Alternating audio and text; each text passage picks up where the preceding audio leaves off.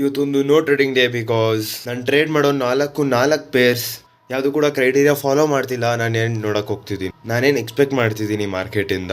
ಇಲ್ಲಿ ನಾನು ಶಾರ್ಟ್ ಮಾಡಕ್ ನೋಡ್ತಿದ್ದೀನಿ, ಬಟ್ ನಾನು ಯಾವಾಗ 5 ಮಿನಿಟ್ಸ್ ಟೈಮ್ ಫ್ರೇಮಲ್ಲಿ ಬಂದರೆ ಇಷ್ಟು ದೊಡ್ಡ ರೇಂಜ್ ಇದೆ, ಯಾವುದು ಒಂದು ಇನ್ವೆಸ್ಟಿಷನ್ ಅಂತೂ ಫುಲ್ಫಿಲ್ ಆಗೋಕ್ಕಾಗಲ್ಲ. ನಾನು ಎಕ್ಸ್ಪೆಕ್ಟ್ ಮಾಡ್ತಿದ್ದೀನಿ ಹಿಂಗೆ ಹೋಗಿ ಈ ಲಿಕ್ವಿಡಿಟಿ ಎಲ್ಲ ತೊಗೊಂಡ್ಬಿಟ್ಟು ಇಲ್ಲಿಂದ ಶಾರ್ಟ್ ಹೋಗೋಕ್ಕೆ. ಅವಾಗ ನಾನು ಇಲ್ಲಿ ಎಂಟರ್ ಆಗಿ ಸಮ್ವೇರ್ ಅರೌಂಡ್ 1:2 ಇಕ್ಬೋದು ಟಾರ್ಗೆಟ್, ಇಲ್ಲಿ KSL. ಆ್ಯಂಡ್ ಇವಾಗ ಬರ್ತೀನಿ ನಾನು ಯೂರೋ USD ಪೂರ್ತಿ ಒಂದು ಕನ್ಸಾಲಿಡೇಟ್ ಮಾಡ್ತಿದೆ 4 ಅವರಲ್ಲಿ ಆ್ಯಂಡ್ ಒಂದು ಮಿಡಲ್ ರೇಂಜಲ್ಲಿದೆ. ಸೊ ಇದಕ್ಕೆ ನಾನು ಇಲ್ಲಿ ಟ್ರೇಡ್ ಮಾಡ್ತಿಲ್ಲ. ಆ್ಯಂಡ್ ಇದು ಕೂಡ ನಾನು 5 ಮಿನಿಟಲ್ಲಿ ಬಂದರೆ ಟ್ರೇಡ್ ತೊಗೊಬೋದು, ಯಾವಾಗ ಈ ಸಪ್ಲೈ ಅಥವಾ FEG ಅಥವಾ ಬರುತ್ತೆ. ಬಟ್ SL ಅಷ್ಟೇ ದೊಡ್ಡದಾಗುತ್ತೆ, ಸೊ ಅದಕ್ಕೆ ಇಲ್ಲಿ ನಾನು ಟ್ರೇಡ್ ತೊಗೊಳಕ್ಕೆ ಹೋಗ್ತಿಲ್ಲ. ಆ್ಯಂಡ್ ಇದು GBP USD. ಇಲ್ಲಿ ಟೋಟಲ್ 3 ಪಾಯಿಂಟ್ ಆಫ್ ಇಂಟ್ರೆಸ್ಟ್ಗಳಿದ್ದಾವೆ. ಮಾರ್ಕೆಟಿಗೆ ಇಲ್ಲಿ ಬಂದಾಗ ನಾನು ಅಥವಾ ಇಲ್ಲಿ ಬಂದಾಗ ತೊಗೊಳಕ್ಕೆ ಹೋಗ್ತೀನಿ, ನಾನು ಬೈ ಮಾಡೋಕ್ಕೆ ಯೋಚನೆ ಮಾಡ್ತೀನಿ. ಆ್ಯಂಡ್ ಈ ಇನ್ವೆಸ್ಟೇಷನ್ ಗ್ಯಾಪಲ್ಲಿ ಮಾರ್ಕೆಟ್ ಇಷ್ಟು ಡೌನ್ ಅಂತೂ ಬರೋಕ್ಕಾಗಲ್ಲ, ಸೊ ಅದಕ್ಕೆ ನಾನು ಈ ಟ್ರೇಡ್ ತೊಗೊತಿಲ್ಲ.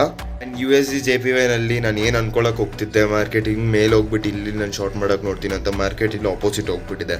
ಸೊ ನಾನು ಟ್ರೇಡ್ ಮಾಡೋ 4 ಪೇರ್ಸ್ ಕೂಡ ನನಗೂ ಆಪೋಸಿಟ್ ಹೋಗ್ತಿದೆ ಅಂದರೆ ನಾನು ಯಾಕೆ ಟ್ರೇಡ್ ಮಾಡಲಿ? ಅದಕ್ಕೆ ಇದು ನೋ ಟ್ರೇಡಿಂಗ್ ಡೇ.